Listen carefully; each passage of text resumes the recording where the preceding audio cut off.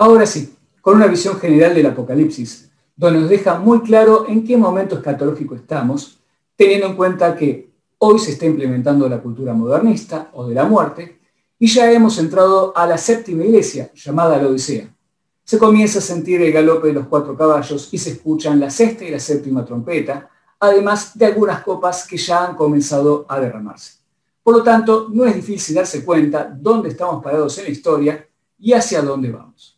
Por esto mismo, la siguiente pregunta es, ¿qué ocurrirá si no cambiamos de rumbo? Bien, aquí voy a analizar los mensajes marianos revelados en sus apariciones, en coincidencia con muchos místicos, algunos canonizados, otros beatificados o en proceso, que a lo largo de la historia, pero sobre todo en estos 2 últimos siglos, han tenido locuciones interiores de la Virgen, de Cristo o de algún ángel o santo, algunos incluso acompañados con algunas visiones, pero que todos los mensajes van en coincidencia con los revelados en las apariciones marianas. Por el tiempo no nos vamos a detener en estos últimos, a no ser que sea necesario mencionar alguno para complementar alguna información, ya que nos centraremos en los mensajes de la Virgen María en sus apariciones, explicando el sentido de las mismas y la luz que nos echa sobre los textos apocalípticos, con algunos detalles que nos sirvan para comprender mejor la época que vivimos y a su vez tomar conciencia de cómo deberíamos proceder. Como ya lo habíamos adelantado en la charla anterior, a partir del año 1830, con la aparición de la Virgen en Rue de Bac, París, Francia, comienza la era mariana, donde la Virgen María inicia una serie de apariciones, dejando mensajes como también manifestaciones y milagros. Ahí comienza un plan de rescate a la humanidad, con la intención de que, a través de las mismas, despierten la conciencia de las personas adormecidas por la cultura moderna. Aquí bien vale la aplicación del cuento de la rana y la olla. Satanás, con las revoluciones modernas, fue aturdiendo, engañando y alucinando al ser humano con sus mentiras. Como a las ranas que se las mete en una olla con agua fría y se las pone a fuego lento para que se sientan cómodas mientras el agua se templa. A medida que la temperatura sube, el calor y el vapor las adormece hasta que finalmente mueren hervidas por la temperatura casi sin darse cuenta. Ante esto, Dios Padre le acepta un plan a la Virgen María para rescatar a la humanidad. Y por supuesto contando con la compañía en este proyecto de su Hijo Jesucristo, junto a ángeles y santos, con la finalidad de echar agua fría y sacudir la olla para que despertemos y salgamos de las garras del maligno. El objetivo de cada llamado es siempre el mismo: invitarnos a la oración, en especial el rosario, para entrar en un diálogo con Dios que nos permita abandonarnos a su providencia y de esta forma encontrar el camino hacia la santidad que nos conduzca a la verdadera felicidad. Por otro lado, también nos invita a unirnos a su plan a través de la penitencia, principalmente llamándonos a ayunar 2 veces en la semana. Este acto de renuncia personal, además del beneficio propio que contribuye en nuestras reparaciones y en la fortificación de nuestras virtudes, ofrecido por las intenciones de la Virgen María, tiene un efecto expansivo hacia el resto de las personas, haciendo que la Virgen tenga más poder para rescatar más gente y llevarlas al corazón de su Hijo. Con estos objetivos claros y concisos, inicia su proyecto con un peregrinar que lleva casi 200 años. De esta forma se da, como decíamos, la primera aparición conocida como la de la medalla milagrosa, en la que se presenta a una joven llamada Catalina Labouré, hoy canonizada, es decir, santa. En esta aparición, además de los milagros que acompañan a cada aparición, tiene la finalidad de dejarnos una medalla que nos recuerde nuestra identidad y nos invite a las prácticas de piedad, fundamentalmente, como dijimos, la oración y el ayuno, y a su vez nos sirva de escudo protector contra el maligno. En el año 1846 vuelve a aparecerse en Francia, en un lugar llamado La Salette. Aquí se presenta a 2 pastorcitos, Mélanie Calvat y Maximino Giraud, en una única aparición. La Virgen se muestra llorando y da un mensaje a cada pastorcito. El de Maximino, si bien fue entregado al Vaticano, nunca se dio a conocer. En cambio, el que sí se publicó fue el de Mélanie. Este es un extenso relato que contiene 33 mensajes, algunos muy propios de esa época y lugar, pero en su mayoría relata el camino de la Iglesia hasta nuestros días. En la actualidad, más de 20 mensajes ya se han cumplido. Faltan aún los últimos que se refieren al anticristo y a la gran tribulación. Entre los que se han cumplido podemos destacar la aparición de la literatura orientada hacia el mal, como el espiritismo o las primeras concepciones de la nueva era que surgen a finales de ese siglo. Las dos guerras mundiales, el periodo intermedio de paz, donde la Iglesia se reestructurará institucionalmente, creando el Estado Vaticano, la decepción de muchos sacerdotes por las malas conductas, aberrantes algunas, y la infiltración masónica en la jerarquía eclesiástica, por solo mencionar algunas de sus profecías. Pocos años después, nuevamente en Francia, lo que nos señala indirectamente la importancia que tendrá este país en los eventos futuros, más allá de haber sido el reino que salvó al cristianismo del arrianismo y luego lo expandió por Europa. Pero a su vez será allí donde se den varias de las revoluciones modernas que se opondrán a la cristiandad. Esta vez será en Lourdes, en el año 1858, donde se aparece a una niña llamada Bernardita Soubirous, también luego canonizada. Allí hará brotar en una gruta un manantial de agua bendecida, a través del cual se han producido muchísimos milagros de curación y tantísimos más de conversión. La Virgen no detendrá su itinerario en Francia, sino que continuará las apariciones en otros países europeos hasta que en el año 1917 se aparecerá en Fátima, Portugal. Pero antes es interesante conocer una visión que tuvo el Papa León XIII el 13 de octubre de 1884. En la misma, el pontífice ve un diálogo entre Jesucristo y Satanás, en el que le pide 100 años con la utilización de mayor poder para probar a la Iglesia. Seguro que sucumbirá ante él, a lo que Cristo se lo concede. Perturbado, el Papa luego de la visión, escribe la oración al Arcángel San Miguel, en el que pide su protección para que sea rezada al concluir cada misa. Esto se pondrá en práctica hasta que sea quitada en el Concilio Vaticano II. Volviendo a Fátima, la Virgen se le aparece a tres pastorcitos, Lucía dos Santos y Francisco y Jacinta Martos. El pedido es el mismo, pero deja tres mensajes y produce el mayor milagro que se conoce hasta ahora en una aparición, denominado como la danza del sol. Se lo considera así por la cantidad de gente que lo vio y se vio afectada al mismo tiempo. Se calculan 60.000 personas, a tal punto que dejó sin argumentos al gobierno comunista portugués para poder descalificar el acontecimiento. El mismo se produce en la última aparición el día 13 de octubre de 1917, por lo que muchos interpretan por la coincidencia de la fecha que es el mismo momento en que se inician los 100 años concedidos a Satanás del que fue testigo el Papa León XIII. El milagro se da bajo una fuerte tormenta, cuando repentinamente se disipan las nubes y se ve la imagen del sol caer con fuerza sobre la tierra, hasta un punto en el que se detiene y vuelve a su lugar. Más allá de los gritos de espanto y el terror que se escucharon, la gente que estaba empapada por la lluvia y el terreno todo fangoso por el agua caída, quedaron totalmente secos al concluir el milagro. Finalmente, la Virgen nos promete el triunfo final de su Inmaculado Corazón, al que nos pide consagrarnos con una clara identificación con la mujer coronada del Apocalipsis. Es interesante mencionar que, al iniciarse las apariciones, vieron que el arcángel San Miguel iba a golpear con su espada el planeta, y es retenido por la Virgen, aplazando la gran tribulación con su plan. Sus mensajes fueron llamados vulgarmente secretos, debido a que tardaron en darse a conocer. Los dos primeros saldrán a la luz en el año 1941. En el primero se relata una visión del infierno y en el segundo nos hablan de la posibilidad de Rusia de expandir sus errores, es decir, el marxismo. Pero para detenerlo, el Papa, en comunión con todos los obispos del mundo, deben consagrar a este país a su Inmaculado Corazón, el que, aunque tarde, lo hará en forma válida Juan Pablo II, y así, de esa forma, aunque los errores ya se habían difundido, por lo menos mitigará sus consecuencias. También nos advierte sobre la posibilidad de una Segunda Guerra Mundial si el hombre no cambia en poco tiempo, la cual se confirmará con una señal en el cielo. Por lo que será en el año 1938, en el mes de enero, cuando se observe una aurora boreal en la noche europea, y poco más de un año después se inició la Segunda Guerra Mundial.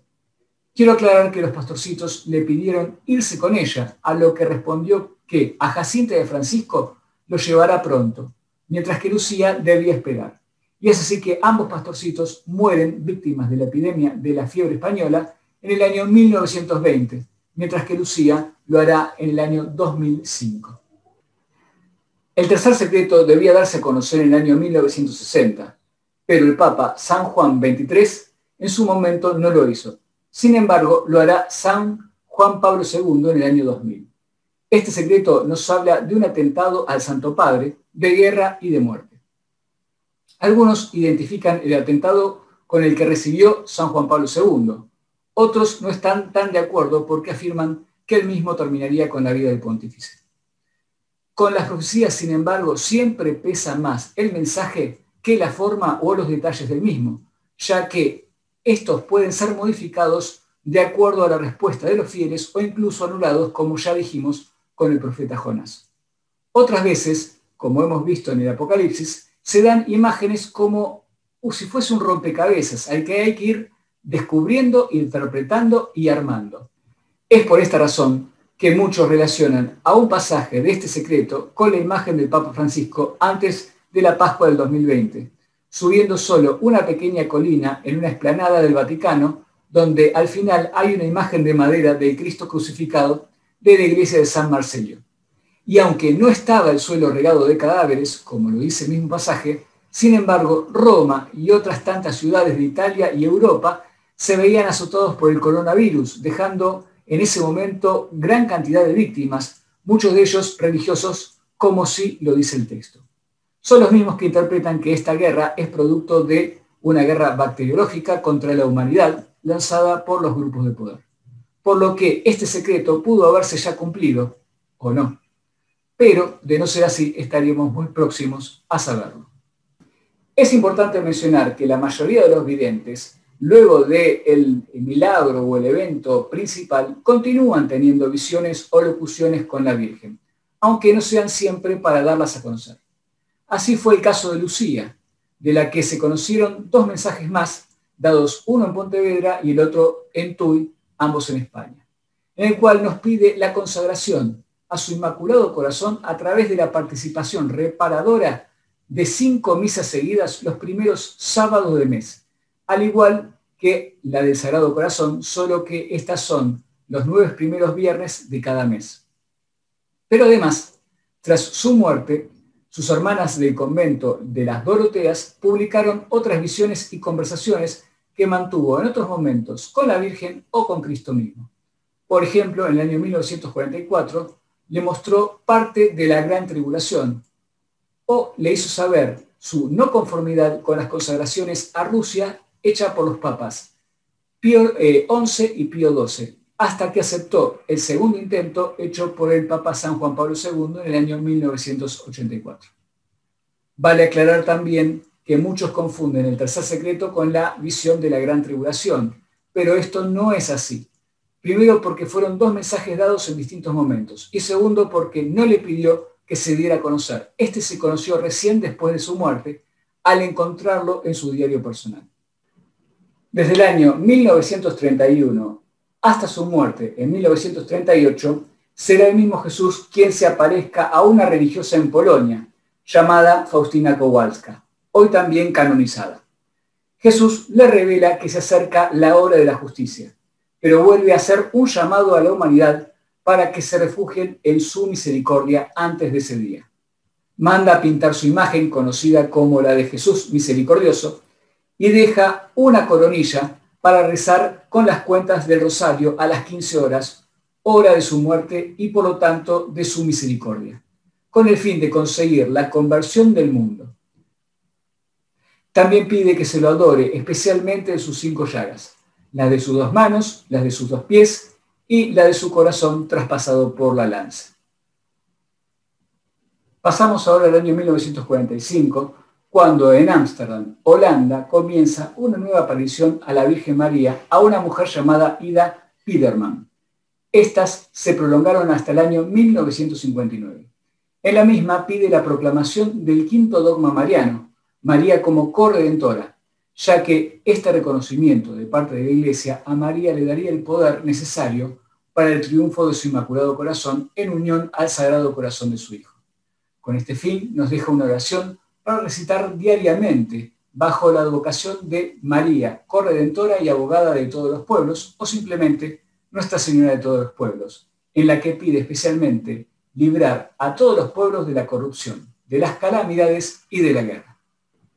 Las apariciones continuarán en Garabandal, España, desde el año 1961 a 1965, a 4 niñas llamadas Conchita González, Maricruz González, Jacinta González y Mariloli Mazón.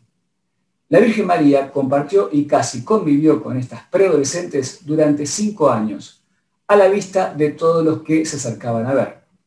A ellas le mostró el aviso, el milagro y el castigo, refiriéndose como castigo a la gran tribulación, en una aparición que se la conoció como la Noche de los Gritos. Estos 3 acontecimientos son muy reveladores para conocer los hechos que se van a suceder.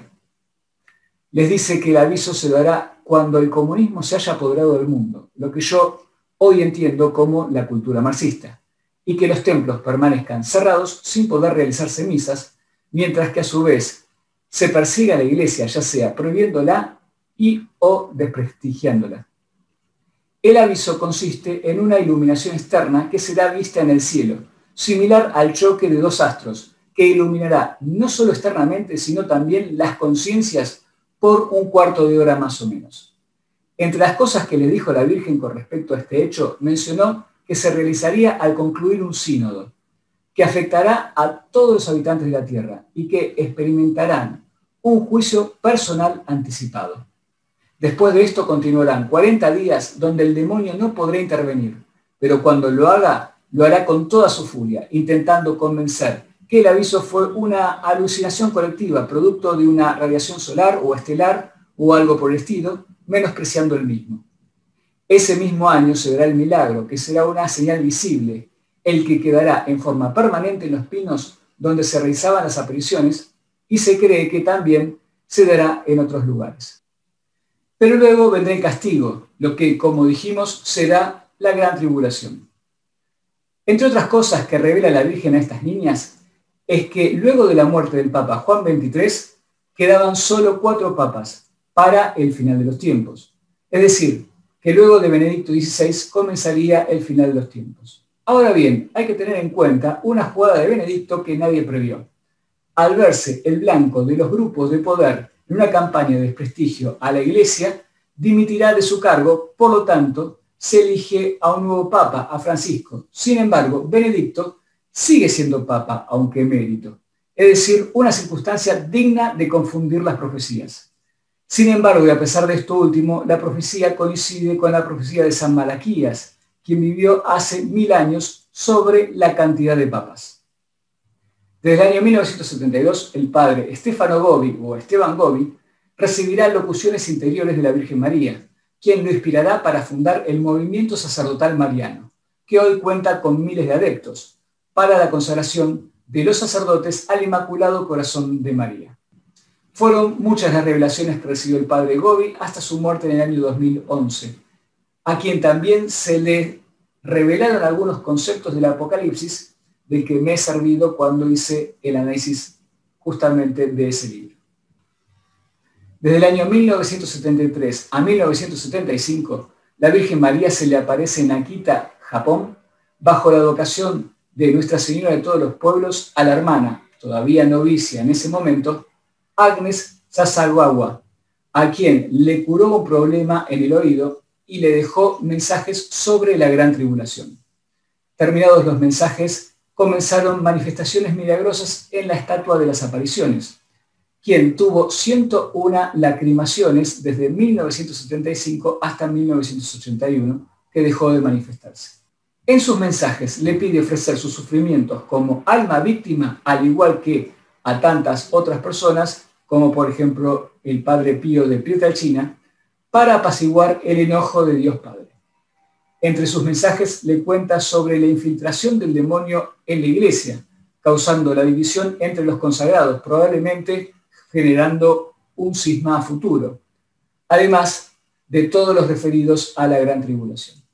La hermana Agnes no volvió a recibir mensajes por 46 años hasta el 6 de octubre del año 2019, día en que se iniciaba el Sínodo de la Amazonia, donde un ángel le pide rezar el rosario y hacer penitencia.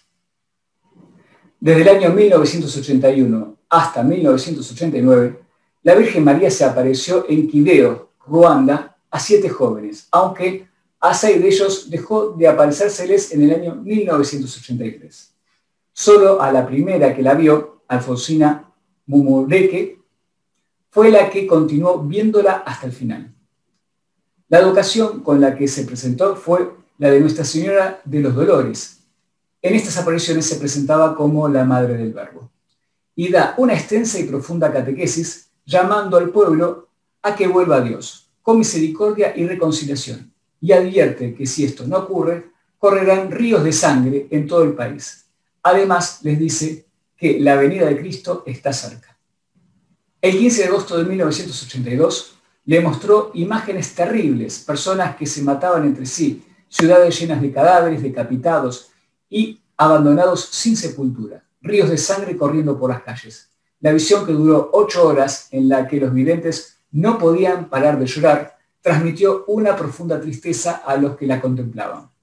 Lamentablemente, esta profecía se cumpliría en el año 1994, cuando repentinamente sorprende un conflicto étnico entre Hutus y Tutsis, donde los primeros masacrarán a los segundos hasta que la reacción de los segundos termine por doblegarlos y poner fin al conflicto. Fueron solo 100 días. El conflicto comenzó en la Pascua de ese año, con un atentado que derribó a un avión en el que viajaban los presidentes de Ruanda y Burundi. Y de pronto, alentados por los medios de comunicación, los vecinos comenzaron a matarse entre ellos por una razón étnica, cuando hasta el día anterior compartían la vida. En un trimestre fueron asesinados cerca de 1 millón de personas. La población tutsi disminuyó un 70%. Y luego vino una larga y penosa reconstrucción en un país que no pudo siquiera enterrar a sus muertos. La mayoría de los videntes perecieron en este conflicto. Este hecho es un claro mensaje de las advertencias que nos da la Virgen María. Desde el año 1983 a 1990, la Virgen se aparecerá en San Nicolás de los Arroyos, Argentina, bajo la advocación de Nuestra Señora del Rosario, a una mujer de familia llamada Gladys Mota. Esta aparición cuenta con la mayor cantidad de mensajes reconocidos por la Iglesia en una aparición, siendo 1804 mensajes.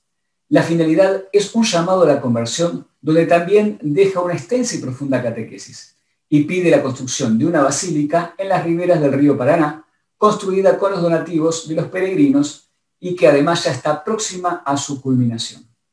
Dentro de sus mensajes quiero resaltar la comparación que hace entre sus 7 dolores como Madre de Cristo con los 7 dolores actuales que siente como Madre de la Iglesia, y promete un consuelo a quien rece por ellos. El primer dolor es la profecía de Simeón, que le dice que una espada de 7 puntas le atravesará el alma. Hoy lo vincula con el egoísmo que existe en nuestros corazones y promete a quien rece por esto consolarnos en nuestras penas y acompañarnos en nuestros trabajos.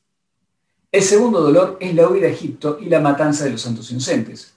Hoy lo vincula con los niños que no nacen, especialmente como producto de los abortos, y promete a quien rece por esto iluminarnos en los divinos misterios de la vida de Cristo compilados en el Santo Rosario. El tercer dolor es la pérdida del niño Jesús en el Templo de Jerusalén por 3 días. Hoy lo vincula con la desunión en las familias y promete, quien rece por esto, poner paz en nuestras familias. El cuarto dolor es el encuentro con su hijo cuando va cargando la cruz en el Calvario.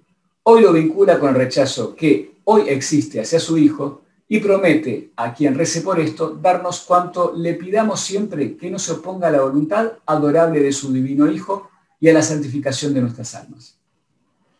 El quinto dolor es la crucifixión y muerte de su Hijo. Hoy lo vincula con el ateísmo que hay en el mundo, especialmente a través de la cultura de la muerte, y promete a quien rece por esto defendernos en los combates espirituales con el enemigo infernal, además de protegernos en todos los instantes de nuestra vida. El sexto dolor es cuando María recibe en sus brazos a su hijo después de haber sido crucificado. Hoy lo vincula con la falta de caridad en sus hijos y promete a quien rece por esto asistirnos visiblemente en el momento de nuestra muerte, viendo su rostro de madre. El séptimo dolor es la soledad que sintió en la sepultura de su hijo. Hoy lo vincula con los corazones aún cerrados a su amor de madre y promete a quien rece por esto el consuelo de ser trasladados de esta vida terrenal a la felicidad eterna directamente a quienes propaguen la devoción a sus lágrimas y dolores. Desde el año 1992 hasta el año 2004, en Aokpe, Nigeria, se apareció la Virgen bajo el nombre de Mediadora de todas las Gracias y se le presenta a una niña de 12 años llamada Cristiana Agbo. Fueron muchos los prodigios y milagros realizados en este lugar. A veces la Virgen, con lágrimas en los ojos, le dijo que ella estaba llorando por las muchas almas que van al infierno y pidió orar por los pecadores. Y en sus mensajes ha habido varias referencias a los 3 días de oscuridad, que será con lo que concluya la gran tribulación. Estos 3 días de oscuridad será un fenómeno que se dé en la tribulación sobrenatural. Muchos lo relacionan con la caída de un asteroide, pero no se sabe. Durante los 3 días todo se oscurecerá, los demonios saldrán a las calles, por lo que se dice que hay que estar encerrado, orando sin cesar, con velas bendecidas que serán las únicas que alumbrarán esos días a los que estén en gracia. Hay que estar protegidos con aceite, agua y sal benditas. Además, tener imágenes religiosas como la Sagrada Familia y un crucifijo también bendecidos. Afuera el aire estará envenenado y no abrirá a nadie que llame a la puerta, aunque sea algún familiar o amigo, ya que no serán ellos, sino los demonios que quieren ingresar y llevar muerte. Hubo y sigue habiendo muchísimas más apariciones, porque la Virgen María en un momento advirtió que si debía aparecerse a cada persona para lograr su conversión, lo haría. Pero además también puede haber apariciones del demonio haciéndose pasar por ella, por lo que hay que ser prevenidos y confiar en el discernimiento de la Iglesia.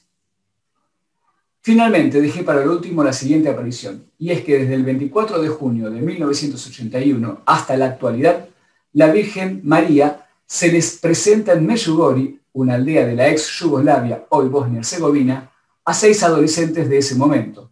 Los videntes son Mirjana Dravicevic, Ivanka Ivankovic, Marija Pavlovic, Iván Dravicevic, Ivanka Ivankovic y Jacob Kolo. En esta aparición, la Virgen le entrega 10 mensajes secretos para ser revelados 3 días antes de cada acontecimiento. Ese lugar, hoy, casi 40 años después de permanentes apariciones, se constituyó en un lugar de peregrinación, cuya característica está en el hecho por el que se la denomina como el confesionario del mundo. La Virgen se presenta como la Reina de la Paz, cuya finalidad es llevar la paz al mundo. Pero esta paz es imposible que sea alcanzada por el mundo si primero esta no existe en el corazón de cada persona, por lo cual nos invita con una catequesis a una conversión. De igual manera, cuando en la charla anterior manifesté sobre la conversión del sistema capitalista, no me refería a convertir teóricamente un sistema, sino a lo mismo que expresa la Virgen aquí: convertir el corazón del hombre para llevarlo nuevamente a Dios, y de esa forma la conversión del sistema se hará por añadidura. Con respecto a la conversión, los videntes hablan de 5 pasos o piedritas, como le dice la Virgen María, para vencer al enemigo, recordando la lucha que se dio entre David y Goliat en el Antiguo Testamento. Por lo tanto, el primero es el rezo del Santo Rosario diario. El segundo, que la Eucaristía sea el centro de nuestra vida, participando de las misas y realizando adoración eucarística. El tercero, lectura y meditación diaria de la Sagrada Escritura, a la que se le puede agregar lecturas espirituales o relacionadas con la fe. El cuarto, el ayuno, por lo menos 2 veces por semana, preferentemente los días miércoles y viernes. Y el quinto es la confesión para estar en la gracia de Dios. También marca un proceso para llegar a cumplir con esto, es decir, incorporarlos en forma paulatina a nuestra vida hasta que sean un hábito. Con respecto a los secretos, lo que sabemos hasta ahora es lo siguiente. El primero y el segundo son 2 avisos para la humanidad, pero especialmente para los habitantes de Medjugorje, quienes son los destinatarios de estos avisos. El tercer secreto será una señal visible en el monte Popgrov, que gobierna la aldea y lugar de la primera aparición. Será una señal material, se podrá ver y perdurará para siempre, del mismo modo que en Garabandal. Por lo tanto, es muy probable que sea el mismo que el milagro anunciado en aquella aparición. Del cuarto, quinto y sexto secreto no se sabe nada de su contenido. Con respecto al séptimo secreto, se sabe que fue mitigado por la oración y el ayuno, pero son tribulaciones seguramente correspondientes a la tribulación menor. Y con respecto al noveno y décimo secreto, se dirigen a toda la humanidad. Serán castigos por los pecados de los hombres, seguramente la gran tribulación. Si hubiese muchas conversiones se podría mitigar, pero ya casi es imposible evitarlo. No todos los videntes han recibido los 10 secretos, solo 3 de ellos, por lo que ahora solo reciben mensajes en forma extraordinaria, mientras que los otros 3 reciben los mensajes en forma ordinaria, pero solo han recibido 9 secretos. Por lo tanto, están a la espera de recibir el último. Tampoco han hablado entre ellos sobre los secretos, por lo que no se sabe si coinciden, aunque se cree que sí, pero podría cada uno conocer una parte que el otro no. Sin embargo, la verdad es que no se sabe. Los secretos serán anunciados por un sacerdote franciscano, el padre Petar, 3 días antes de que se realicen. Él lo sabrá antes a través de los videntes con 10 días de anterioridad. Y durante ese tiempo, junto con los videntes, realizarán ayuno. Bien, hasta aquí hemos visto el Apocalipsis y la acción de María en la era mariana a través de sus principales apariciones. En el próximo video te compartiré mis conclusiones.